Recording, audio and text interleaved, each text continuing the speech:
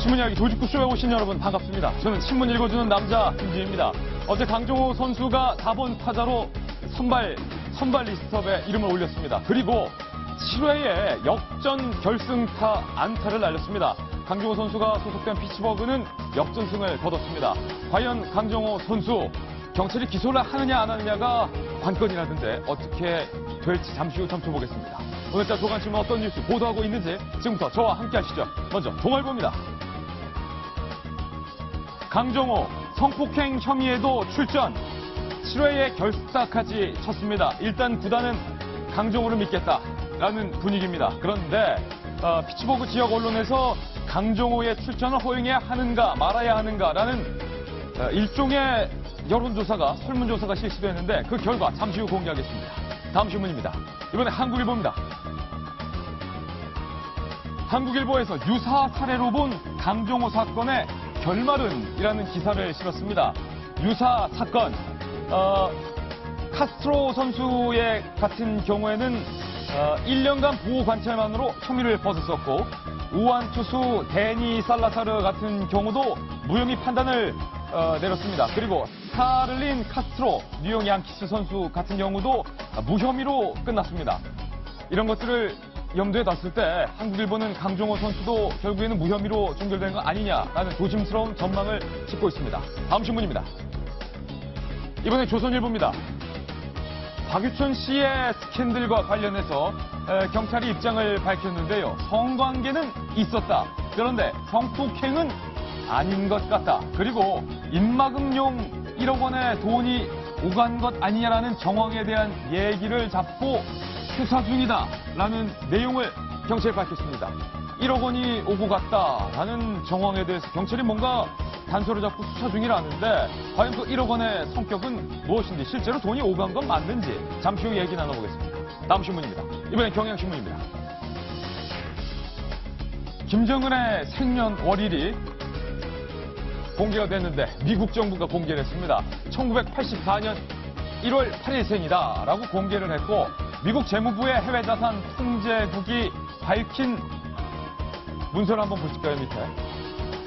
김정은 코리아 놀스 1984 제뉴얼이 08 1984년 1월 8일생으로 밝혔군요.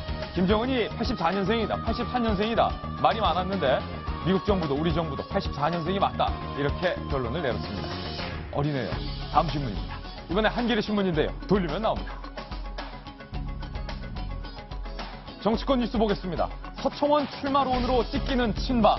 친박이 양갈래로 찢겼다는데 강박과 나박으로 구분된다라는 말까지 나오고 있습니다. 여기서의 강박은 강성친박, 나박은 나머지 친박으로 구분된다라는 말까지 나왔습니다. 강성친박은 누구고 나머지 친박은 누구고 어느 쪽에 속해야 유리한 겁니까? 이젠 개파 좀 없애십니다. 다음 신문입니다. 이번에 서울신문입니다. 마치 터미네이터처럼 생체 세포와 기계를 결합한 바이오 로봇이 개발됐고 성공을 했는데 서강대학교와 미국 하버드대가 공동으로 연구했습니다. 작은 것 보이십니까? 가오리인데 로봇에다가 귀에 심장 근육을 결합시켜서 스스로 가오리가 움직이는 그런 생체 로봇을 만드는 데 성공합니다. 생물 가오리, 로봇 가오리, 크기도 작아졌습니다. 인간의 기술 참 대단한 것 같습니다. 다음 신문입니다. 이번에 중앙일보인데요. 역시 돌리면 나옵니다. 크리에이티브 코리아 표절 아니냐라고 손혜원 의원이 표절 의혹을 제기했습니다. 그런데 이 베끼기 공세 국면에서 어떤 회사가 만든 이불 상표가 6년 전에 따라한 거다. 대법원에서 패소를 했다는데 바로 손혜원 의원이 만들었던 회사에서 손혜원 의원의 회사에서 만든 이불의 상표가 기존의 상표를 따라한 거다라고 재판에서 패소를 했다고 합니다. 도대체 이게 어떻게 된 영문인지 잠시 후 이 사건 다뤄보겠습니다. 오늘 진짜 신문 이야기 돌직구쇼에서는 정치, 국제, 사회, 문화 중요한 이슈들만 모아봤습니다. 오늘도 돌직구쇼는 여러분을 위한 쇼입니다.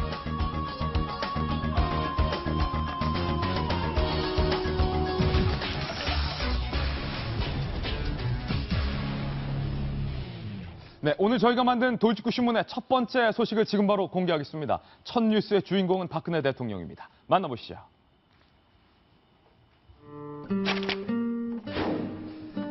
박근혜 대통령이 어제 쥐덫을 인용했는데 창조적인 성공 사례로 언급한 이 쥐덫 회사가 하필 쫄딱 망한 회사였습니다. 직접 들어보시죠. 미국의 올워스라는 그 쥐덫 회사가 있는데 여기서 만든 쥐덫은 걸린 쥐는 절대로 놓치지 않고 예쁜 그 모양의 위생적 플라스틱 쥐덫으로 만들어서 발전을 시켰다는 거죠. 이런 정신은 우리가 생각하게 하는 바가 많다고 봅니다. 박근혜 대통령이 성공 사례로 인용한 혁신적 쥐덫. 그런데 알고 보니까 이 쥐덫이 처음에는 반짝했지만 쫄딱 망한 사례로 경영에서 회자되던 그 쥐덫이었습니다. 정성희 위원님, 우리 대통령이 하필 언급을 해도 그 망한 쥐덫을 언급했어요. 어떻게 된 겁니까? 모르셨던 것 같아요. 예. 어저께 청와대에서 무역투자진흥회의가 열렸는데요. 무역투자진흥회의는 우리 박근혜 정부에서 수출을 이제 독려하기 위해서 이제 두 달에 한 번씩 정도 였는데 대통령이 특별히 관심을 가지고 있는 그런 회의인데요. 거기에서 창의적 발상과 혁신의 중요성을 강조하기 위해서 울러스라는 회사에서 만든 쥐덫이 그 언급을 했습니다. 그 쥐덫은 이제 플라스틱으로 만들어졌고요. 예. 그리고 위생적이라서 쥐를 잡아가지고 하기에 굉장히 좋았는데 알고 보니까 사람들이 이제 처음에는 굉장히 환호하면서 썼는데 이게 쥐를 잡고 보니까 버려야 되는데 그 깨끗하니까 쥐만 버리고서 그 쥐덫은 수거해서 재활용하려니까 쥐를 버리기가 징그럽죠. 또 그냥 버리려니까 또 아깝고 이래가지고 그냥 쥐와 쥐덫은 한꺼번에 버리는 옛날 모델을 선택하면서 이게 망했다는 거예요. 예. 그런데 대통령께서는 그걸 잘 모르시고 이거 혁신 사례로 망한 회사를 이제 언급을 해서 논란이 되고 있습니다. 예. 제 생각으로는 최근에 스피치라이터가 바뀌었다는데 12년 동안 네. 스피치라이터 해왔던 비서관이 그만뒀죠. 좀 예. 잘못된 사례를 준 것이 아닌가라는 생각이 좀 드네요. 이 문제가 논란이 되자 청와대에서는 이렇게 해명을 했는데요. 어떻게 해명했는지 들어보실까요? 창의적 발상이 중요하다는 점을 강조한 거지, 김 기자. 그 뭐 어떻게 다 끝까지 성공하는지 망하는지를 우리가 어떻게 알아? 이렇게 말했습니다. 넉살 좋게. 평소 연설문에서 강조하고 싶은 부분을 직접 쓰는 박 대통령의 어떤 스타일에서 나온 것으로 결과를 다 따져서 이거는 그 울러스 쥐덫이 쫄딱 망한 거를 다 고려해서 언급한 건 아니다. 그래도 출시했을 때는 반짝 잘 팔리지 않았느냐라는 청와대 해명인데 윤 실장님 뭔가 마음에 안 드세요? 이게요, 제가 탭 일을 해본 사람으로서 그런 거 해명하기가 어려운 게 예를 들어서 이게 밑에서 써준 대로 읽어가지고 대통령 잘못이 없다 이렇게 해명할 수도 없어요. 그렇다고 뭐 대통령이 직접 뭐 잘못 알고 썼다라고 해명할 수도 없고. 예. 그러니까 저게 아까 보니까 고심 끝에 나온 해명이 강조하고 싶은 부분은 대통령이 직접 쓴 스타일에서 나왔는데 뭐 점점점 이런 식으로 돼 있지 않습니까? 예. 그래서 이제 참 아마도 오늘 연설문 비서관실은 아주 난리가 났겠다 이런 혼나겠죠. 엄청 혼나겠죠. 거고요. 그 조인근 비서관이 이제 사임을 했지만은 혼자서 완전히 쓰는 건 아니고 한 7, 8명의 팀이 있거든요. 그 팀들은 이게 있을 겁니다. 근데 그걸 또 이제 마지막으로 결정하는 이제 비서관 자리가 뭐 투임자 결정됐는지 안 됐는지 모르겠는데 돼야 될 것 같고 이건 이제 대통령이 좋은 뜻으로 이야기하려고 했다는 건 우리가 다 알죠. 뭐 이거 가지고 이제 크게 시비를 붙이는 일은 아닌데 이렇게 좀 반복된다든지 엊그제 그 뭐 크리에이티브 코리아 논란 이런 거하고 붙으면은 말에 힘이 떨어지기 마련이거든요. 그러니까 주의를 해야죠, 청와대에서. 저는 약간 뭐라 그러죠? 이 연설문을 쓰신 분들이 방향을 약간 잘못 잡은 게 아닌가라는 생각이 들어요. 기업하는 분들 무역투자진흥회의를 정부가 주구도에서 한단 말입니다. 근데 사실 제품을 만드는 거는 어떤 제품을 혁신적인 제품을 만들지 말지를 가장 잘하는 건 기업하는 분들이죠. 예. 정부의 역할은 이 사람들이 어떻게 더 좋은 제품을 만들고 투자를 잘할 수 있도록 정부 영역에서 서포트를 할지를 결정하고 지원하는 일이라면 여기서 대통령이 연설문을 만약 쓴다라면 외국의 사례에서 기업들을 정말 잘 수출하고 투자할 수 있도록 도와주는 정부의 모범적인 사례가 뭐가 있었던가 혹은 실패했던 사례가 뭐가 있었던지를 설명하면서 우리 정부와 기업의 협력 관계를 어떻게 만들어 나갈지에 대한 연설이 있었으면 조금 더 빛이 나지 않았을까라는 생각이 드는데 전문성이 조금 떨어질 수 있는 영역이 기업의 제품 영역을 가지고 손을 대다 보니까 이런 사달이 난 게 아닌가라는 생각이 좀 듭니다. 오늘 이계진 전 의원님 나오셨는데 박근혜 대통령이 한나라당 당 대표 시절 때도 같이 당내에서 또 호흡을 맞춰 오셨던 파트너시지 않았습니까?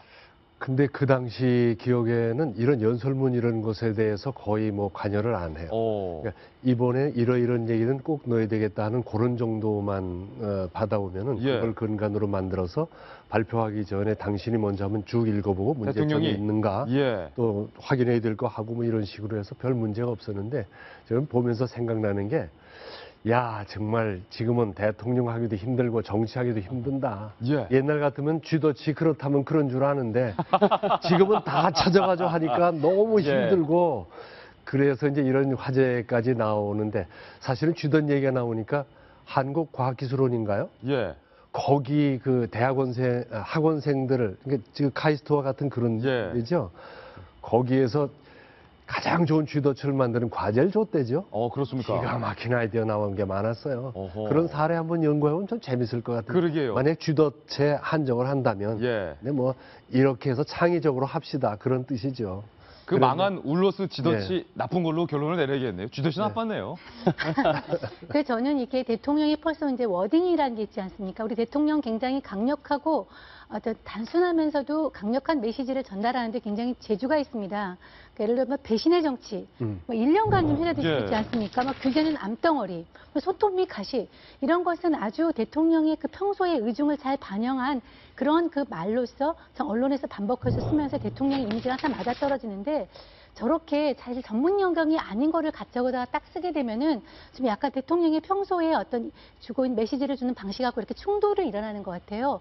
그래서 나는 이거는 대통령이 평소에 말씀하시는 그런 스타일이 아닌 데서 좀 나온 오류가 있는데 뭐 아까 우리 얘기한 대로 이거 가지고 크게 시비할 것은 뭐 아니라고 생각합니다. 예, 박근혜 대통령 얘기 나와서 말인데요. 오늘 박 대통령이 새누리당 의원 전원과 점심 식사를 갔습니다. 오찬을 갔는데 그런데 KY, 김무성, 유승민 이 두 사람과 어떤 모습을 연출할지가 모두의 관심사입니다. 두 사람의 자리는 또 어딜까요? 돌직구 신문을 통해서 한번 확인해 보실까요?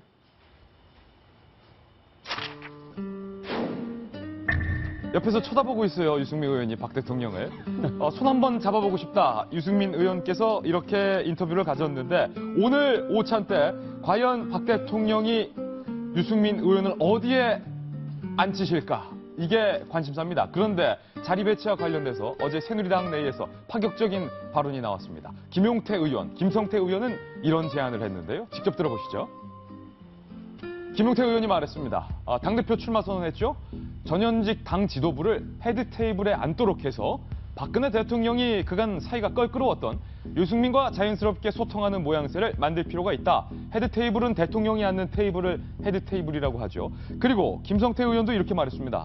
헤드 테이블에 김 전 대표, 김무성 대표나 유 전 원내대표, 유승민 전 원내대표를 앉혀서 전 지도부를 앉혀서 당과 청와대가 진정으로 화합하는 모습을 보여야 되지 않겠느냐라고 말했는데요. 박 대통령의 참모 출신인 여권 인사는 이에 대해서 단호박 이렇게 말했습니다. 박 대통령은 인위적으로 모양새를 만드는 쇼는 싫어한다. 당신들이 말한 거 그거 쇼 아니냐라고 매몰차게 거절을 했고요. 그런데 어제 유승민 의원 언론 인터뷰에서 이렇게 말했습니다. 대통령 비판이 아니라 쓴소리 몇 번 한 것이다. 오찬이 있으니 간단하게 손이라도 잡고 안부를 물을 수 있는 기회가 있으면 좋겠다. 간단하게 손이라도 잡는 게 절대로 간단하지 않은데 유승민 의원의 바람이 오늘 이루어질지 모든 사람의 관심사입니다. 윤 실장님 어떻게 될까요? 지난번 마지막 오찬이 아마도 그 유승민 의원이 원내대표 그만두고 평의원 시절이었죠. 그때 이제 국방위원회 좌석이 저쪽 끄트머리에 있어가지고 저기 출입문 거의 앞에. 대통령이 예. 통로하고도 멀어가지고 이렇게 뭐 악수도 못하는 그런 거였는데 참 관심사죠. 몇 가지 방안이 있을 겁니다.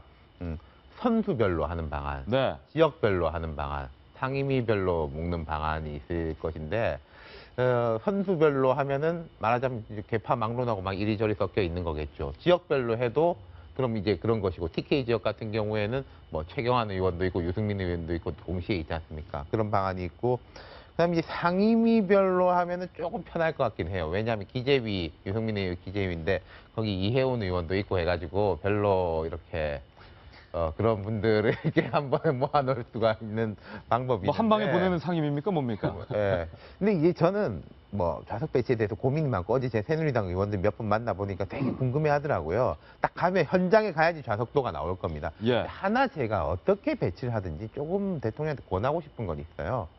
지난번 오찬 때보다 뭐 죄송한 말씀이지만 한 30명이 줄어가지고 조금 오붓해졌지 않습니까? 테이블이 한 2개 정도 빠져요.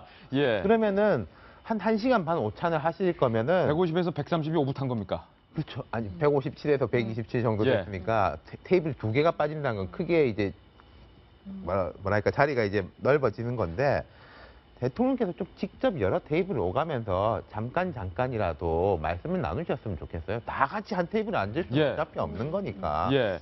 이 의원님, 혹시 오늘도 유승민 의원이나 김무성 대표를 저기 출입문 앞이나 네. 저기 화장실문 앞에 배치하는 거 아니냐 이런 우려가 있어요. 우선 우스갯소리를 얘기하면은 현관 쪽에 출입구 쪽에다 배치를 한 것은 예. 그분을 아끼기 때문이에요. 아니, 무슨 소리예요, 왜냐면은 이게? 화재 발생 시에 제일 먼저 도망갈 수 있게 배려를 한 겁니다. 그리고 예. 화장실 앞에 앉힌 분들은 되게 연로해서 전립선이 좋지 않은 분들 빨리 화장실 다니라고 해놓은 요건 우스개고 난 배려다. 정치적으로 이렇게 생각합니다. 예. 이 문제 유승민 의원의 그 대통령을 좀 그 반대하는 발언을 했던 그 사건을 난 그 당시에 대통령 실장이나 대통령을 모시는 모든 분들이 기회를 놓쳤다고 생각해요. 기회를 놓쳤다.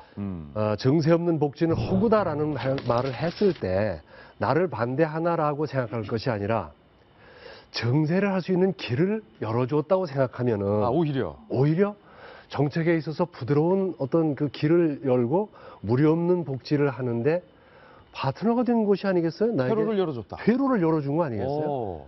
그 기회를 나는 놓쳤다는 것이 안타깝게 생각해요. 예. 나를 반대한 것이 아니라 이런 방법이 저 좋다고 생각했다라고 하는 말이 같은 당에서 나왔다는 거 저는 그렇게 생각합니다. 네. 아니 아까 우리 윤 실장이 테이블이 줄었다고 그러는데 줄지는 않을 것 같아요. 왜냐하면 이번에 비대위원도 같이 들어간답니다. 아, 그렇군요. 그러니까 이제 비대위원들 제 생각으로는 김의옥 위원장을 비롯한 비대위원들이 해리 테이블과 가까운 곳에 배치가 되지 않을까. 현재로서는 당 지도부니까 그런 생각이 들어서 아마 그 배치는 지난해와 비슷한 정도의 어떤 테이블이 들어갈 것 같고요.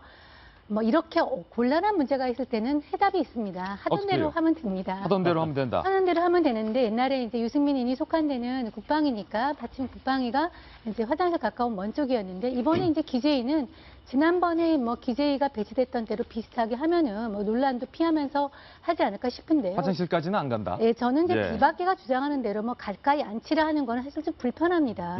인위적으로 저렇게 앉혀가지고 대통령 마음이 불편해서 이렇게 좋은 메시지가 나오기가 쉽지 않을 것 같고요. 사실 제가 여자 입장에서 얘기하면은 그렇게 갖다 놓고 불편한 사람과 밥 먹으라 그러면 저는 좀 그것도 보기가 갖고 대통령에 대한 압박이 될 것 같아서 예. 하던 대로 해서 만나면 만나고 못 만나면 못 만나는 대로 그렇게 지나가는 게 좋을 것 같습니다. 과연 오늘 박 대통령과 김무성, 유승민 두 의원이 어떻게 조우하게 될지 저희가 주목해서 보겠습니다. 이번에는 사회면, 사건면 기사를 소개해드리겠습니다. 돌직구 신문을 통해서 살펴보시죠.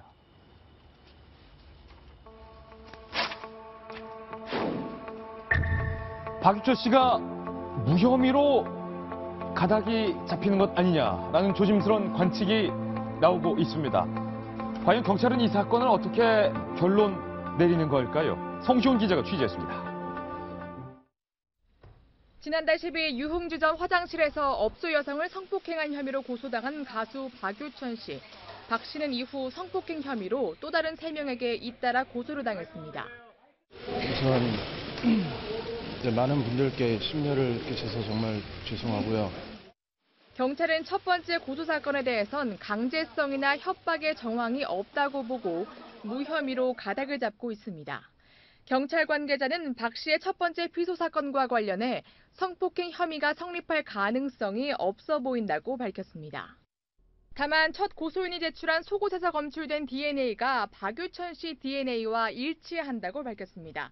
특히 고소인 이모 씨 측과 박유천 씨 소속사 간 돈 1억여 원 얘기가 오간 정황을 포착하고 수사 중입니다.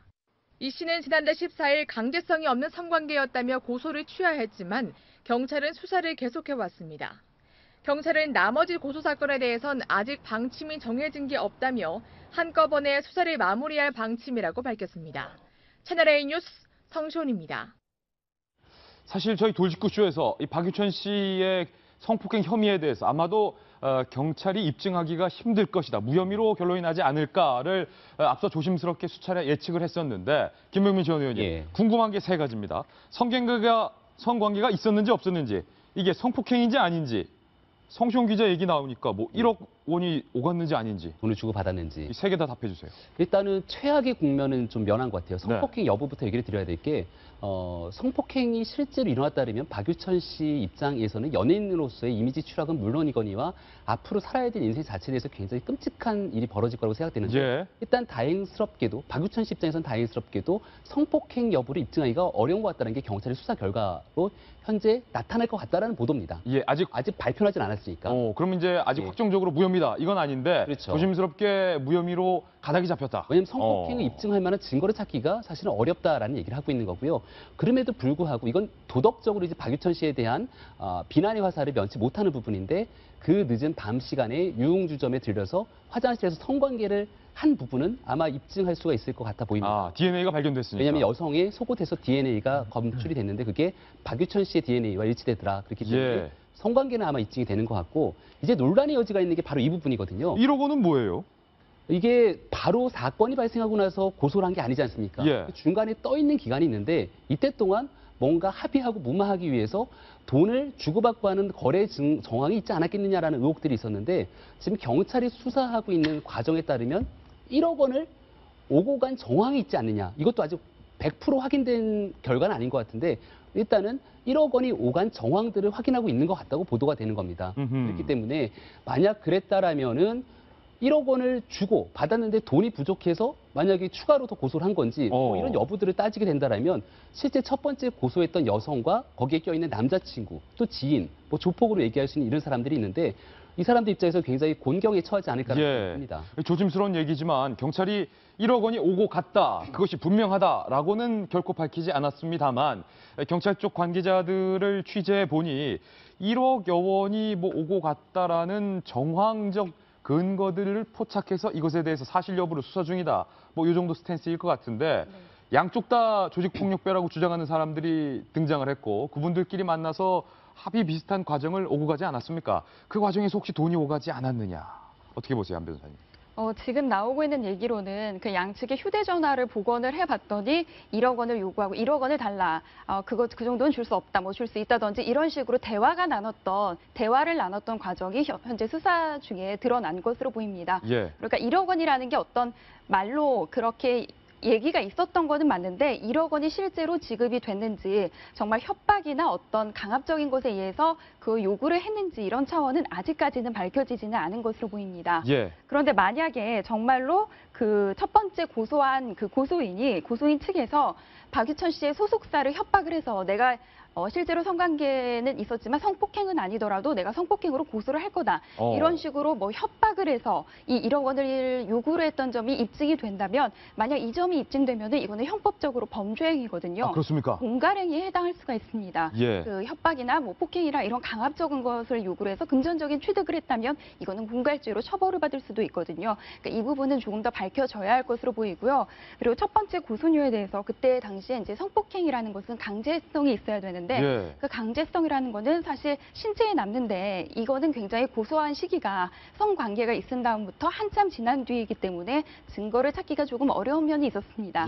그래서 그 여성들의 진술이 가장 중요한 거였거든요. 근데 여성이 고소를 취소했다가 다시 고소를 하는 과정에서 그 여성의 진술이 조금 신빙성이 없지 않겠느냐. 이런 의문이 제기가 됐던 건데 이런 점 때문에 지금 조심스럽게 무혐의가 가능하지 않을까 이런 전망이 나오는 것 같습니다. 박윤철 씨 측에서 첫 번째 고소했던 여성에 대해서 무고죄로 맞고소를 한 상황인데 경찰이 조심스럽게 이 부분에 대해서도 무고죄를 적용할 수 있을지를 검토하겠다. 뭐 아직 구속영장이 나오거나 그런 건 아니에요? 네, 그렇습니다. 근데 만약에 정말로 성관계만 있었고 합의에 의한 성관계에 있는데 성폭행이라고 허위의 신고를 한 거라면 무고죄로 처벌을 받을 수도 있습니다. 지금으로서는 경찰이 무혐의의 방점을 찍고 있기 때문에 오히려 무고죄가 적용될 가능성이 더 크네요. 네, 근데 무조건 무혐의가 나왔다고 해서 무고죄다 이렇게 볼 수는 없고요. 그 신고한 과정에서 정말 거짓말이 있었는지 중요한 부분에 어떤 과장을 했다는 게 아니고 정말로 사실이 아닌데 거짓말을 했다면 이건 무고죄로 처벌을 받을 수도 있고요. 특히 박유천 씨 같은 경우에는 연예인이기 때문에 이런 점에서 굉장히 이미지 타격이 클 수가 있습니다. 만약에 이것이 정말로 거짓말이었다면 무고죄로 좀 엄격하게 처벌을 받을 수가 있는 게요. 우리나라 법원에서는 진짜 성관계, 성범죄에 대해서 무고죄를 한다면 이거는 그 개인적으로도 그 수사를 받는다는 사실이 알려진다면 예. 그 자체만으로도 굉장히 명예나 이런 신용에 대해서 추락이 있을 수 있기 때문에 무고죄에 대해서 그 1억 원의 손해배상까지 인정한 사례가 있거든요. 그렇군요. 굉장히 엄격하게 처벌은 하고 있습니다. 예. 돈 이야기는 우리 방송했더니 기억이 나요. 왜 한번 그 박유천 소속사 측에서 뭐 5억의 이야기가 있었다라고 하니까 그 반대편 이모 씨인가요? 이쪽 측에서 왜 녹취록을 공개했잖아요. 예. 우리 방송했었잖아요. 예. 그래서 보면은 뭐 걔가 참 여전히 힘들어하고 막 이래가지고 이분이 이제 직접 말은 안 하고 그쪽 기다리니까 저쪽 소속사 측에서 그럼 뭐 저희가 얼마나 뭐 어떤 식으로 해드려야 되는지 그 돈 이야기를 먼저 저쪽에서 꺼냈다라고 하는 거 그때 우리가 그대로 방송을 했으니까 돈 이야기가 오고 간 거는 팩트인 건데 뭐 예. 누가 먼저 네가 먼저 말할 때까지 내가 기다린다 이런 식의 공방은 오간 거는 전에 우리가 확인했었던 게 있고 네. 두 번째 좀 지적하고 싶은 건 전 경찰을 비판하고 싶은데요. 경찰을요? 왜 이렇게 시시콜콜하게 중간 과정으로 이런 거 다도 아니고 이런 것처럼 보이고 있는데라는 중간 브리핑을 왜 하는지 저는 이거 자체를 이해를 못 하겠습니다. 결론을 말하든가. 이게 아주 뭐 중요한 뭐 광력 사건이라든지 이렇게 해가지고 이 사건 전개에 대해서 알아야 되고 범인을 잡아야 하는 거면 모르겠는데 이렇게 되니까 그럼 또 양측에 또 공방이 이뤄지고 뭐 이렇게 뭐 뒤에는 사실은 뭐 이랬고 예. 저랬고 나오는 거 아닙니까? 그 혹시 뭐 다른 사건들 요즘 경찰이 욕먹을 일이 많아가지고 그러는가 하는 의심까지도 드네요. 그러게요. 의심받을 짓을 경찰이 한다. 결론을 딱 말하든가. 그러긴 한데 이제 워낙에 사회적인 관심사가 있고 저렇게 기자들이 진을 치고 있으니까 경찰로서도 뭔가를 예. 기자들한테 쓸 수 있도록 해줘야 되는 그런 것 때문에 저런 얘기가 나온 것 같은데 이제 이 사건은 이제 크게 보면 한번 큰 반전 어떤 반환점을 돈 것 같아요. 처음에는 이제 이게 화장실에서 뭘 어떻게 했다 이렇게 돼가지고 박유천의 화장실과 관련된 것 때문에 상당히 이제 뭐 화제가 됐었는데 결과적으로 가서 보면은 거의 다 이제 무혐의 쪽으로 가는 것 같습니다. 오늘 조선일보 따르면요, 역시 이제 경찰 관계자의 코멘트인데 고소한 여성 모두 놀랍거나 당황스럽다. 왜냐하면 화장실에서 성관계가 있었다고 하니까 놀랍고 당황스럽지만 실제 폭행이나 없었다는 취지의 진술이 대부분이다. 예. 그래서 강제성을 입증하기 어렵다. 이러니까 이제 태산 명동의 서해필이라고 굉장히 요란하게 4명으로부터 화장실에서 성폭행을 당했다라고 해서 사건이 됐는데 결국 나중에 조사해서 보니까 뭐 그런 사실이 있었던 건 사실이지만 성폭행은 아니다. 예. 그래서 이 모든 것이 4건이 모두 한꺼번에 조사를 해서 무혐의로 판단의 가능성이 높다 하고 나오고 있고요.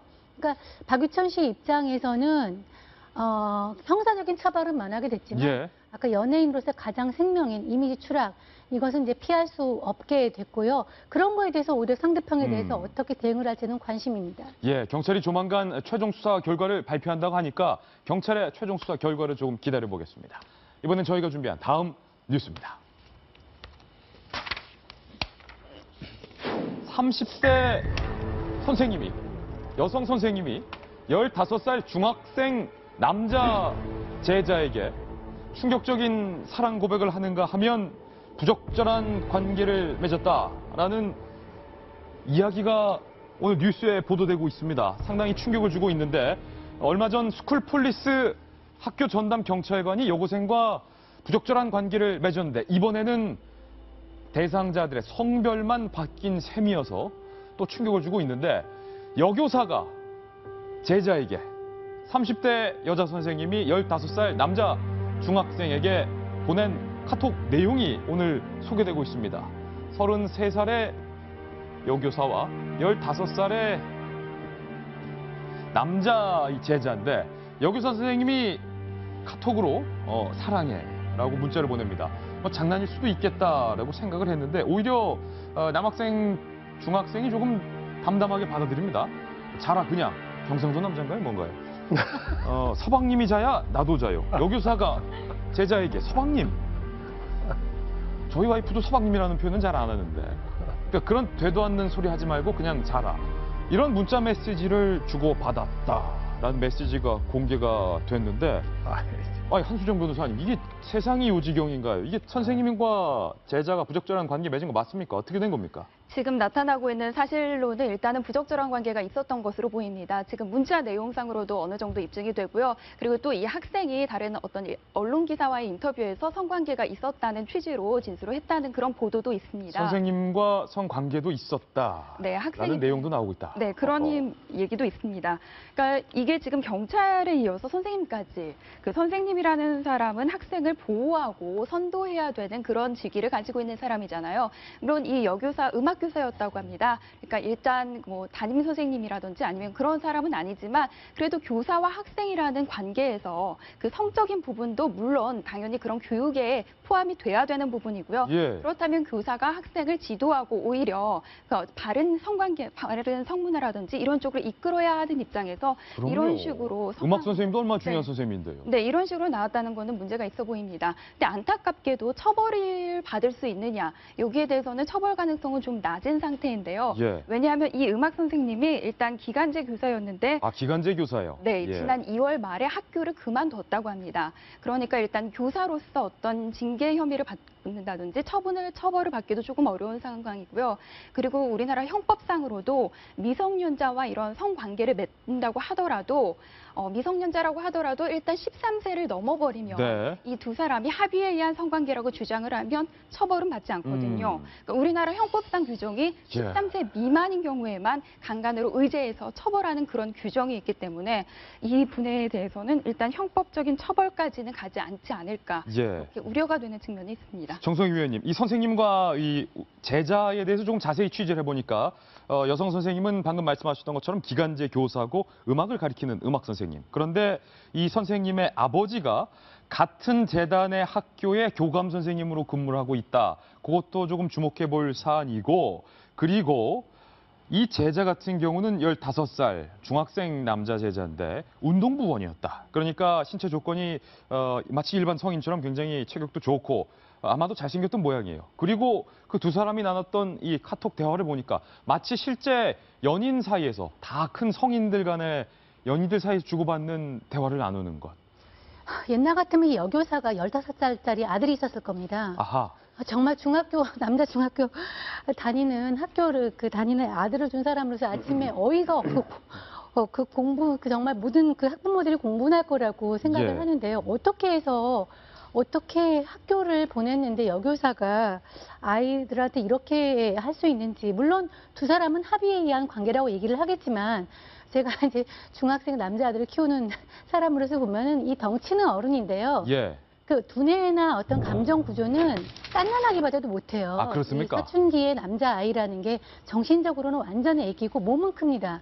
그 굉장히 불안한 그런 그 상황인데 그런 상황에 그 아이들을 갖다가 저렇게 해서 교사라는 지위를 이용해서 접근한 다음에 뭐 유혹이라까지는 뭐 어떻게 그 말을 표현을 붙일지는 모르겠지만 어쨌든 자신의 지위를 이용해서 접근을 예. 한 다음에 저런 관계를 맺는다는 것은 도저히 도덕적으로 용납할 수 없고요. 다시 예. 말하고 싶지만 옛날 같으면 그만한 나이 아들이 있습니다. 아들이 있을 나이다. 네.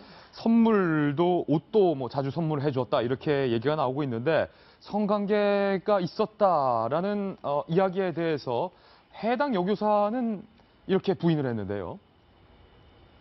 내가 좋아한 건 맞다. 이 부분은 시인을 했어요. 이것도 조금 주목해서 봐야 될 부분인데 내가 좋아한 건 맞다. 만난 건 잘못이다. 하지만 성관계는 진짜 아니다. 이렇게 말했고 이 부분에 대해서 경찰은 이렇게 밝혔습니다. 성관계가 있다 하더라도 현행법상 13세 이상이면 성적 자기결정권이 있다라고 본다는 거예요. 미성년자라도. 대가 없이 서로 합의로 이루어진 성관계라서 뭐 어떻게 처벌을 하지는 못할 것 같다. 수사 대상이 아니다라는 이야기인 거죠. 경찰 이야기는 우리한테 와서 이야기할 게 아니다라는 건데 저는 그런 생각이 듭니다. 지금 아까 변호사님 말씀하셨지만은 이 의제 연령을 높여야 된다. 근데 또 이제 뭐 성적 자기 결정권, 청소년들의 인권 이런 이게 논란인데 하나는 분명히 할 수 있다고 생각해요.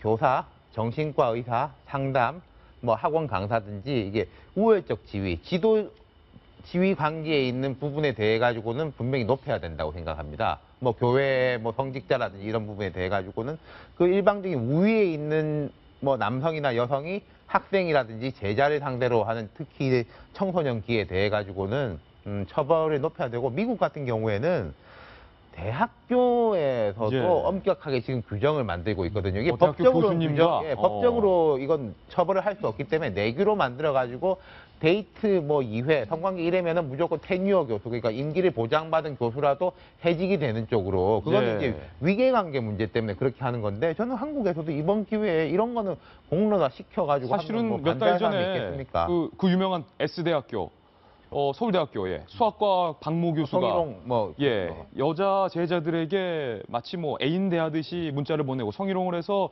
구속되지 않았습니까? 이 경우는 약간은 다르기는 하지만은 예. 어찌됐건 위계관계, 그리고 이 연령대가 낮은 청소년이 이렇게 의지하고 기댈 수 있는 사람, 그리고 그다음에 힘으로 누릴 수 있는 관계, 이 부분에 대해 가지고는 저는 법을 제정할 수 있다고 생각합니다. 예. 네, 지금 법상으로도 사실 교사나 학생이라는 이런 보호 감독을 받는 입장에서 위계나 위력, 그러니까 폭행 협박이라고 할 정도는 아니더라도 어느 정도의 강압적인 힘을 행사를 해서 만약에 성관계나 성추행이 있었다라면 이거는 성폭력 특별법상 처벌은 가능합니다. 예. 근데 사실 이 사건에서는 지금 남학생이 반말로 이렇게 카톡에서도 대화를 하고 있잖아요. 그래서 여기에 대해서 위력이 있었다고 보기도 조금은 어려울 수는 있을 예. 것 같습니다. 그리고 말씀하신 것처럼 우리나라의 그 미성년자 의제 강간 규정의 그 연령 기준을 계속해서 높여야 된다는 목소리가 많은데요. 사실 지금 13세라고 돼 있지만 말씀하신 것처럼 중학생이라면 자신의 성적 결정권에 대해서 어떤 뚜렷한 기준을 지닌 상태라고 보기는 조금 어렵습니다. 어렵죠. 애기죠. 네, 그렇기 중학생도. 때문에. 네. 예. 그래서 지금 사실은 다른 나라에서도 대부분 이런 미성년자 의제 강간 규정은 16세로 기준을 정하고 있거든요. 이게 이제 그때까지는 어떤 어른의 외압적인 그런 성관계 없이 본인이 먼저 성교육을 제대로 받아서 기준을 정한 다음에 그 다음에 성관계를 할 수 있도록 그렇게 법적으로 제도를 해서 이렇게 보호하기 위해서 그런 식으로 정하고 있는데, 우리나라만 너무 13세면 너무 낮은 거 아니냐 이런 목소리는 계속 많습니다. 이계진 전 의원님. 얘기 거의 끝났나요? 예. 내가 돌직구 신문 논설위원처럼 한마디 하면은 예. 세상이 그 대충 미쳐가는 것 같습니다. 유전이면은 이런 것도 무죄, 박유천 씨 사건을 보면서 유전이면 이것도 무죄가 되게 덮어나가나 그런 생각도 들고, 어떻게 이런 여교사에 이런 일이 일어날 수 있는가, 가치관이라는 것이 무엇인가, 세상이 대체적으로 미쳐가고 있다. 예. 이거 큰일 났다는 생각이 듭니다. 예, 기간제 교사이긴 하지만 경찰이 이 부분에 대해서 과연 정확하게 어떤 과정으로 이렇게 관계가 발전됐는지 여부를 분명히 규명해야 될 것 같습니다. 이번엔 저희가 준비한 다음 뉴스 전해드리겠습니다. 만나보시죠. 확산되고 있는 카피 논란. 손혜원 의원이 대표로 있었던 홍보회사에서 몇 해 전 그 유명한 이부자리의 로고라고 하죠. 로고를 만들어 주었는데 그 로고가 동진침장이라는 기존의 침구 브랜드의 로고를 베꼈다라는 대부분의 판단이 있었던 것으로 드러났습니다. 오늘 한 조간신문이 단독 보도하고 있는 내용인데 함께 비교해 보시죠. 손혜원 홍보위원장이 만든 이부자리의 로고는 바로 이 녹색. 이부자리 할 때 어떤 그 이자를 좀 형상한 것 같고, 이것이 많은 분들이 기억하실 것 같아요. 이부자리가 뭐 굉장히 큰 회사이기 때문에 마치 이부를 이렇게 3번 접어둔 것 같은 모양을 형상화한 이부자리의 이 로고. 혁신적이다. 이거야말로 창조적이다. 괜찮다. 이부자리 하면은 이 로고를 기억하신 분들이 많을 겁니다. 그런데 대법원에서 이 이부자리가 동진침장의 로고를 베꼈다. 이렇게 결론을 내렸다는 겁니다. 동진침장 로고 한번 보실까요? 색깔은 다르지만 역시 같은 업계에서 침구를 팔고 있는 동진침장이 이부자리보다 앞서서 이부를 접어놓은 것 같은 이 로고를 똑같이 쓰고 있었던 겁니다. 결국 이부자리는 이 로고를 바꿀 수밖에 없었는데, 정성희 위원님, 크리에이티브 코리아 이거 표절이다라고 주장을 했었던 손혜원의 회사를 알고 보니 표절을 했었다. 그렇죠. 그래서 남을 비판하기 전에 자기를 먼저 돌아봐야 된다는 얘기가 있는데요. 바로 이제 그 네티즌들이나 일부 사람들이 찾아내 보니까 그 손혜원 의원이 대표로 있던 크로스포인트라는 회사가 예. 2002년에 이렇게 이부자리라는 로고를 만들었는데 똑같긴 똑같네요. 하나가 틀리고 색깔이 틀리고요. 예. 여기 또 굿모닝, 굿베딩이라는 이런 글자가 이제 들어가 있는 게 틀리는데 그냥 제가 어저께 뭐 국가 브랜드 크리에이티브 예. 코리아가 표절은 아닌 것 같다고 얘기를 했는데 저는 이거를 보면 좀 표절이라는 느낌이 들어요. 제 일감이니까 뭐 틀릴 예. 수도 있습니다만 그래서 그 하급심에서는 이부자리가 이겼는데 대법원에서는 역시 이제 표절이다 이렇게 판단을 내렸고요. 우리나라 대법원에서 이거는 표절이다 이렇게 판단 내린 거죠. 그래서 이제 이부자리는 이 로고를 내리고서 현재 사용하지 않는다고 합니다. 예. 이에 대해서 이제 손혜원 그 의원 같은 경우는 이부자리 처리 소송에 미온적으로 대처해서 내가 진 거지 난 표절하지 않았다. 그렇게 얘기를 하고 내가 만약에 표절을 했으면 이 이부자리 회사에서 지금까지 본인한테 이 로고 작업을 맡겼겠느냐 하면서 본인에 대한 어떤 정치적인 공격으로 예. 해석을 하고 있는 것 같은데요. 이런 거에 대해서 이제 논란에 대해서 저는 아까 얘기한 거로 똑같이 돌아가서 이렇게 얘기하고 싶어요. 어저께 만약에 우리가 얘기한 대로 국가 브랜드에서 훈혜원 의원이 표절 논란이 있지만 충분히 검토하고도 그런 결론 내린 것이 문제다. 예. 크리에이티브 코리아라는 국가 브랜드가 정말 창의적이지 못하다라고 얘기를 했으면 좋은데 이거를 본인이 단정적으로 표절이다라고 얘기를 했기 때문에 이런 논란을 자초한 측면이 있어서 예. 국회의원들은 이런 얘기를 할 때 늘 자기 자신을 돌아보고 비판을 했으면 좋겠습니다. 로고 한번 다시 보실까요? 대법원에서는 2010년에 이것은 표절이 맞다. 표절이다. 이렇게 판단을 내려서 이부자리는 이 로고를 더 이상 쓸 수가 없게 됐습니다. 그런데도 불구하고 손혜원 의원은 지금도 그건 내가 표절한 게 아니다. 오히려 이부자리 측에서 이 법적 공방에서 미온적으로 잘 대처하지 못했기 때문에 대법원이 그런 잘못된 판단을 한 것 아니냐라는 취지의 반박을 하고 있는데 직접 들어보시죠. 말씨지군요. 이부자리 측이 오히려 소송에 미온적으로 대처해서 로고를 지키지 못해서 아이고 의원님 죄송합니다 라고 사과를 했다는 거예요. 현재 쓰고 있는 로고 작업까지 나한테 계속 맡겼는데 만약에 그게 내가 진짜 보고 베낀 거라면 나한테 그렇게 맡겼겠느냐 라고 오히려 반문을 했습니다. 강정호 성추문 조사 여론조사 결과는 잠시 후에 저희가 보도록 하고요. 금방 막 잠시 님이 또 잠시 나왔는데 그런데 손혜원 의원은 본인의 SNS에 이렇게 언론을 향해서 성토했습니다. 오늘부터는 제가 타깃인 모양입니다. 저만 잠재우면 이 일이 조용히 끝난다고 생각하는 걸까? 제 부탁은 국민을 부끄럽게 만들지 말아달라는 것, 국민의 세금을 헛되이 쓰지 말라는 것이다. 손혜원 의원의 이 크리에이티브 코리아에 대한 문제 제기 취지에 대해서는 저희를 포함한 많은 언론들이 공감을 한 바 있는데 이부자리 논란까지 나오니까 오히려 나에 대한 정치적 탄압이다 이런 주장을 하고 있는데 다시 한번 로고 보시죠. 동진 침장의 관계자는 이 문제에 대해서 이렇게 말했습니다. 같은 업종 회사의 로고를 손혜원 의원이 그대로 베껴서 황당했다. 뭐 처음에는 동종업계의 관계를 고려해서 문제 삼지 않다가 이부자리가 정식 상표 등록을 시도해서 어쩔 수 없이 우리가 소송을 진행했다. 이렇게 밝혔어요. 김백미 의원님. 예. 대법원은 표절이다. 동진 침장도 표절이다. 그런데 손혜원 의원은 표절 아니다. 딱 봐도 이거는 너무 비슷하지 않나요? 그러니까 상표권 등록을 일단 받아준 건 사실인데 그러고 나서 동진 침장이 우리랑 똑같은 걸 갖고 상표권 등록을 받아주면 안 되니까 무효소송을 걸어갖고 결국은 소송에서 진 것 아니겠습니까? 그러니까 표절로 확정이 된 거죠. 그리고 이부자리와 손혜원 대표와의 관계가 어땠는지는 잘 모르겠지만 이런 여부를 떠나갖고서 친밀한 관계고 손혜원 대표의 또 다른 능력을 인정했더라면 같이 갈 수도 있는 부분이겠죠. 네. 다만 여기서 이제 손혜원 대표를 약간의 비판 아닌 비판을 하는 이유는 결국 이렇게 본인이 만든 회사의 로고를 가지고도 명백하게 표절 시비가 붙었던 사건이 있었음에도 불구하고 크리에이티브 코리아라고 하는 부분들은 손혜원 의원의 지적에는 의견 동의를 하지만 이거를 명백하게 표절이다라고 확정 지을 수는 없는 부분들이 있거든요. 그렇기 때문에 아까 앞서서 정성 의원님께서 말씀하신 부분에 거의 뭐 똑같은 내용으로 공감을 하는데 국회의원이 문제 제기를 하고 거기에 대해서 지적에 따라서 지금 사회적으로 충분한 논란이 일었고 여기에 대해서 다 같이 해결하자고 하는 나름대로의 의견들이 모아지고 있는 상황이기 때문에 이거를 끊임없이 표절 논란으로 더 이상 끌고 가지는 않았으면 좋겠다라는 여론도 일고 있는 것 같아요. 의정활동을 해본 사람으로서 이걸 이렇게 생각합니다. 의정활동을 이렇게 하는 건가요? 이런 거 꼬집는 게 의정활동인가요? 힘내자, 잘하자, 나가자, 뭐 만세 이런 건 전 세계 어느 나라에서 쓰는 겁니다. 요전에 했던 다이나믹 코리아 이것도 어디 찾아보면 다이나믹 뭐 나오고 많을 거예요. 의원이 돼서 처음에 뭘 한 건 하자고 하면 이런 걸 할 게 아니라 정말 의정활동을 제대로 할 수 있는 뭐를 해야죠. 예.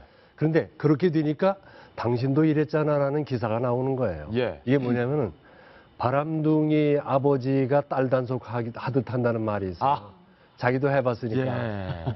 그러면 안 되는 거예요. 이건 국정에 그렇게 중요한 얘기가 아니에요. 다른 나라가 썼어도 우리가 쓰면 어떻습니까? 나가자, 힘내자, 무슨 뭉치자 이런 구호 인류 역사상 얼마나 많이 썼겠어요. 이런 걸 갖고 시비할 게 아니라 좋은 법안 만들고 그래야 되는 거거든요. 네. 네, 그리고 지금 손혜원 의원이 이게 본인에 대한 정치적인 탄압이다 이런 식으로 뭐 다시 재공격에 나서고 있는 것 같은데 사실 국민들도 네가 잘못했는데 다른 사람의 잘못을 말할 자격이 없다 이런 식으로 보는 게 아니거든요. 예.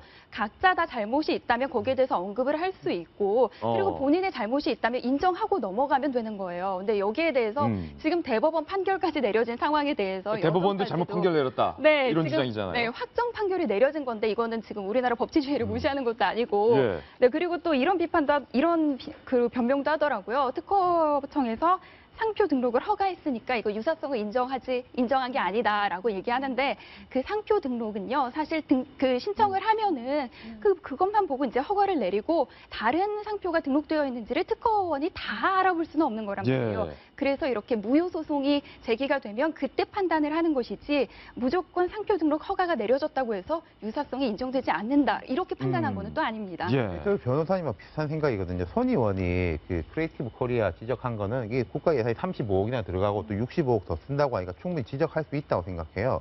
근데 지금 제가 떠올리고 싶은 것은 서영교 의원 논란이 터졌을 때 박완주 의원의 문자 메시지가 더 일을 키웠지 않습니까? 예.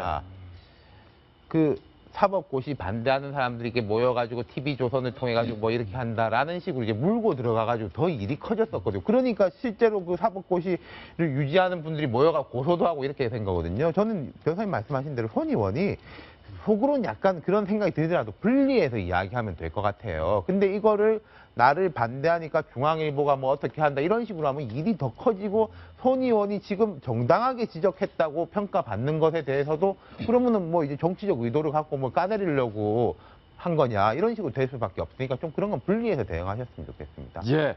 자기 잘못을 반성하고 자기 잘못을 인정할 수 있어야 남의 잘못도 지적할 수 있는 것입니다. 정치권 뉴스 다음 뉴스 전해드리겠습니다. 대전 사람들은 왜 저런 사람들을 뽑았냐? 네가 뭔데? 막말을 주고받았던 김동철, 이장우 의원. 과연 그 사건 뒤로 두 분의 관계는 어떨까? 괜히 궁금해졌습니다. 그래서 두 분의 관계를 유심히 지켜보던 중에 이게 웬일? 실오라기 하나 걸치지 않은 상태로 두 분이 마주쳤습니다. 어찌 된 일일지 영상을 통해 만나보시죠. 총리에 좋아지고 있냐? 도대체 대한민국 국회의원이야? 가만히 계시라고. 아유, 어째 대전시민이 그런 사람을 국회의원으로 뽑아놨나? 다음 총선에서 대전시민은 그런 사람 좀 제발 뽑지 말아주세요. 어디다 대전시민을 지속하냐? 대전시민한테 물어봅시다. 어디다? 대전시민한테 물어봐.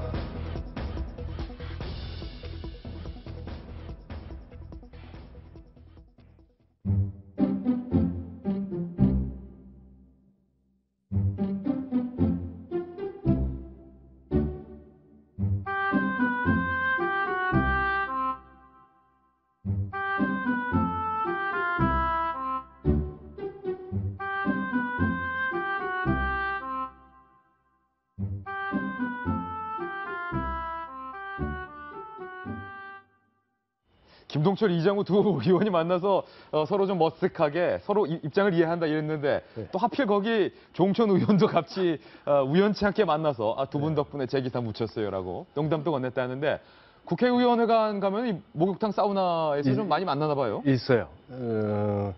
지금은 뭐 더 잘해 놨다는데 제 때도 그저 국회의원들끼리 부끄러운 모습 생각하지 않고 함께 만날 수 있어서 활용들 잘하고 또 뭐 밤샘 회의가 있다든지 국회의원 오는 것 같지만 사실 회의 힘들어요. 아, 그렇습니까? 그러고 나서 피로를 풀기 위해서 할 수 있고 집에 안 가고도 씻고 바로 업무할 수 있게 이렇게 해놨는데 밖에서 그렇게 싸우고도 여기 오면 똑같이 예, 아까 죄송합니다 뭐 이러고 모여가지고 서로 웃고 그러는데 난 처음에 그게 이상하더라고요. 예. 아까 그렇게 싸웠으면 너 잘 만났다 하고 한 대 쳐야 되는데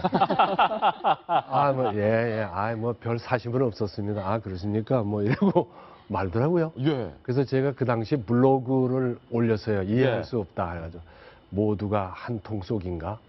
그래서 그려놓은 것이 모두가 한 탕 속이다. 그때 그림. 안에. 예. 이전 의원님 예, 저희가 한번 그런 게 준비해봤어요. 있었는데 모르겠습니다만은 여기 이제 이렇게 들어가서 룰루랄라 하고 있지 않습니까? 예. 예. 그런데 여기 한 사람 한 사람 들어오기 시작해요. 예. 온탕, 열탕, 냉탕 이렇게 돼 있는데 사람이 들어오면서 하나씩 모이기 시작하면은 그 당시 실명을 하기가 나빠서 임종석 의원, 장영달, 정의화, 꽃화자, 정의화 의원, 이계진, 예. 한 속에 하나 탕 속에 앉아 있으니까 다 그 사람이 그 사람이더라고요. 한 탕 속이다, 한 통 속이다. 한 통 속, 다 같은 한 통 속이다 그런 의미로 모두가 한 탕 속. 이래서 한번 그려서 올린 적이 있습니다. 아니 정말로 그렇게 쥐잡듯이 싸우다가도 네. 카메라가 휙 돌아가면 잡았던 멱살을 풀고 네. 목욕탕에 만나면 그렇게 친하다면서요. 그게 점점 여야 의원들이 덜 친해지는 건 있어요. 과거에 비해 가지고 좀 지금 그러니까 이제 당내 개파 갈등도 그렇고 이념적 갈등이 돼 가지고 과거에 비해서는 덜 친한데 근데 이제 목욕탕 같은 데 가면은 무장 해제되는 게 있잖아요. 무장 해제된다. 이게 서로 가릴 게 없고 다 보여주는 상대에 대해 가지고 그런 부분 때문에 좀 긴장감도 풀리고 뭐 이해하게 되고 저는 꼭 뭐 나쁘게 볼 건 아니다. 이런 식으로 좀 이제 긴장을 이완시켜 놔야지 또 이제 긴장을 할 수가 있고 계속적으로 긴장 강으로 가느니 또 한번 뭐 이런 게 있으면 좋은 것 같습니다. 그런데 김명민 의원님 목욕탕에서 이렇게 화기애애하게 화해하는 듯이 해놓고 다음 날 이장우 의원이 김동철 의원 징계 요구서를 제출했네요. 그러니까요. 국회의원들이 일단 목욕탕에서는 당연히 무장해제에 대해서 환하게 웃으면서 잠깐 휴전하는 거죠. 휴전이 끝나고 이제 의기충전하게 딱 나왔으면은 딱 옷 입고 나서 다시 윤리특별위원회에 제소하는 거죠. 저거는 이장우 의원 입장에서도 그렇고 김동철 의원 입장에서도 쉽게 목욕탕에서 만나갖고선 악수 한번 하고 끌어안았다고 끝날 수 있는 문제는 아닌 것 같아요. 그렇기 때문에 저기에 대해서는 마지막까지 일전의 끝을 한번 보겠다라는 심기가 보여지는 것 같아요. 결국 목욕탕에서의 이 누그러진 대화가 가짜 대화일 가능성이 커지고 있어요. 제가 이제 요즘 가끔 인용하는데 막스 베버가 쓰면 직업을 해 정치 보면 정치인으로서의 몇 가지 필요한 자질이 있습니다. 예를 들어서 뭐 열정도 있어야 되고 뭐 지도력도 있어야 되고 판단력도 있어야 되고 책임감도 있어야 되고 그런데 역시 정치인으로서 자질이 되려면 뻔뻔함, 나뚜컴 그거 하나는 좀 필수적인 요소로 다시 들어가야 될 것 같아요. 우리는 부끄러워서 못 그럴 것 같은데 또 여기서 만나서는 또 이렇게 하고 또 나와서는 또 딴짓하고 그러니까 정치인 같습니다. 김동철 의원, 이장우 의원 두 분이 화해하시고 사이좋게 다시 잘 지냈으면 좋겠습니다. 이번엔 분위기를 좀 바꿔보겠습니다. 저희가 준비한 다음 도지구 신문을 만나보시죠. 강정호 선수가 잇따른 성폭행 논란에도 불구하고 갈 길 간다. 어제 경기에 4번 타자로 선발로 나와서 역전 결승타를 쳤습니다. 피츠버그 구단은 일단은 현 상태로 강정호를 계속 믿는 것 같습니다. 강정호 선수의 어제 경기 영상 저희가 준비했는데요. 역전 결승타 장면 확인해 보시죠. 네, 7회였습니다. 피츠버그가 지고 있던 순간에 강정호 선수가 저렇게 중전 안타를 멀리 보내서 주자들이 모두 홈으로 들어올 수 있는 이른바 싹쓸이 2루타를 강정호 선수가 쳐내서 팀이 역전승을 거둘 수 있었습니다. 저때 7회 강정호의 저 안타가 바로 역전 결승타였습니다. 성폭행 논란에 보통 스포츠 스타가 처해지게 되면 멘탈이 흔들린다. 스포츠 선수들의 멘탈이 흔들리기 때문에 잘 치던 선수도 뭔가 삐끗하거나 잘 던지던 투수도 뭔가 삐끗하기 마련인데 강정호 선수의 멘탈은 전혀 흔들리지 않았다. 많은 어제 메이저리그 전문가들은 그렇게 분석을 했습니다. 혹시 강정호 선수가 내심 이 혐의에 대해서 자신이 있는 것 아니냐. 그렇기 때문에 멘탈이 흔들리지 않은 것 아니냐라는 얘기가 나오고 있습니다. 그런데 피츠버그 지역 언론에서 어제 하루 동안 설문조사를 실시했습니다. 성폭행 혐의를 받고 있는 강정호 선수가 지금처럼 계속 경기에 등판을 해도 되느냐, 경기에 출전하면 안 되느냐를 묻는 질문에 대한 설문조사에서 엎치락뒤치락을 많이 했는데 결론적으로 출전을 해서는 안 된다라는 응답이 65%, 출전을 허용해야 된다라는 응답이 35%로 피츠버그 지역 언론은 일단 강정호에게 등을 돌렸어요. 피츠버그 지역 언론이 이 설문조사 결과를 발표했는데 다시 한번 말씀드리지만 강정호 성추문 조사 기간 중에 결론과 상관없이 출전을 허락해서는 안 된다라는 응답이 65%로 2배가량 더 많이 나왔습니다. 이 와중에 강정호 선수가 어제 경기하기 전에 현지 주재 특파원을 만나서 성폭행 혐의에 대해서 이런 심경을 털어놨습니다. 길게도 안 말했어요. 시간이 지나면 다 밝혀질 일이다. 강정호는 본인의 혐의에 대해서 자신 있는 것 같아요. 김병민 의원님, 멘탈도 안 흔들리고 시간이 지나면 다 밝혀질 일이다. 유일하게 심경 발표 나온 게 저거 딱 한 줄이에요. 그러게요. 그러니까 강정호 선수뿐만이 아니라 가족도 마찬가지고 전부 다 일단은 노코멘트로 거의 일관하고 있는 것 같습니다. 저거는 뭐 범죄를 수사받는 상황 속에서의 대응에선 적절한 대응이다라고 다 같이 좀 평을 하고 있는 것 같고요. 말씀하신 것처럼 사실 강정호 선수가 사람이기 때문에 본인이 성범죄를 저질렀다라면 뭐 전적으로 제 개인적인 생각이지만 굉장히 심리적으로 압박을 받고 흔들리지 않았을까라는 생각이 드는데 멘탈 무너지죠. 어저께 경기의 모습을 봤을 때는 역전 2루타를 하면서 팀의 승리에 아주 혁혁한 공을 세운 거잖아요.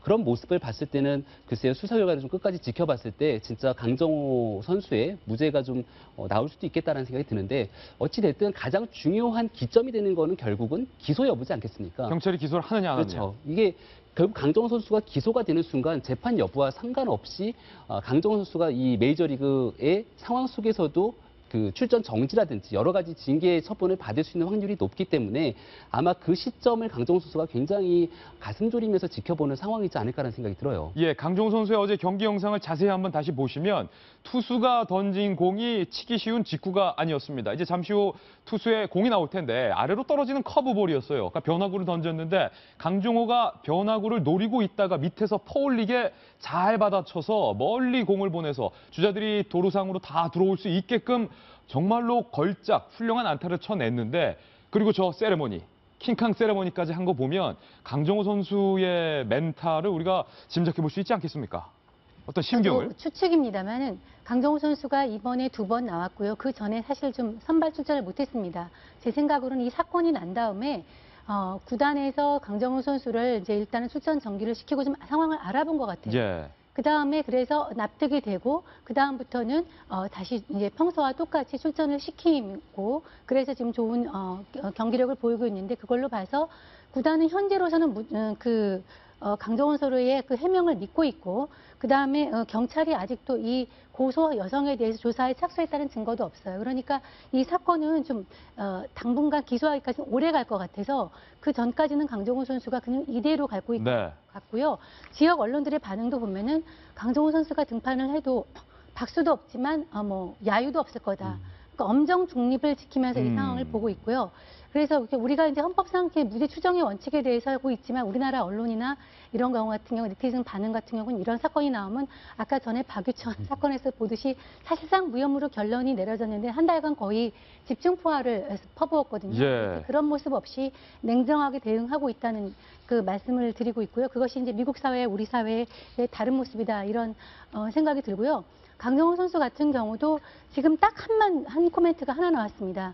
시간이 지나면 사실이 밝혀질 것이라고. 시간이 지나면 다 밝혀질 일이다. 그것은 좀 이렇게 이 사안에 대해서 간단하지만 이렇게 좀 자신감을 보인 걸로 봐서 이 사건이 어쩌면은 급 반전, 성폭행이 아니라 일종의 무고로 급 반전이 될 수 있는 가능성도 열려 있는 것 같습니다. 일단은 결론이 나와봐야 알겠지만 조심스러운 입장이지만 그래도 우리 강정호 선수를 아끼는 팬들이 많으니까 강정호가 이러한 어떤 혐의에도 흔들리지 않고 묵묵히 선수로서 일단은 조사를 기다리면서 경기력을 유지하는 것은 일단은 다행이에요. 그렇죠. 저는 참 강정호 선수도 냉정하고 저는 좀 미국 언론이라든지 뭐 이런 업계의 냉정함에 대해 다시 조금 약간 놀라고 있어요. 어제 강정호 선수가 수훈 선수가 돼가지고 경기 끝나고 인터뷰를 했습니다. 그러니까 MVP다 이거죠. 어제 그렇죠. 경기에. 게임의 MVP. 거기서 야구에 대한 질문만 하고 야구에 대한 답변만 했거든요. 어제 미국 언론들이 이 경기 끝나고 강정호에게 인터뷰 과정에서 성폭행 이런 거에 성취도 안 꺼냈다. 그렇죠. 이게 무슨 강정호 선수를 제가 생각할 때 강정호를 특히 보호해 주려고 하는 게 아니라 이 사람은 아직 기소가 안 됐기 때문에 무죄인 상태다라는 그 사실에 대한 인식을 바탕으로 한 것이고 대신에 이게 대단하네요. 기소가 된다든지 유죄가 되면 정말로 냉정하게 돌아설 거거든요. 예. 그래서 이제 우리는 아까 그 말씀하셨지 않습니까? 우리는 이제 일단 수사 단계에서부터 너무 자세하게 아는 경향이 있고 근데 또 이제 혹시 유죄가 되더라도 인정 안 하고 팬인 경우에는 뭐 버티고 무죄가 되면 또 갈라지고 뭐 그러지 않습니까? 이런 부분은 좀 저도 제 개인적으로도 많이 배워야 되겠다 싶습니다. 예. 참 좋은 지적이고 그것이 성숙한 사회의 모습이 아닌가. 아시안 게임 때 어떤 선수가 1등으로 들어와서 금메달 순간이에요. 그때 체육 기자가 인터뷰를 한 첫 마디가 미스 김 잘 있나요? 이걸 물어봤어요. 아하.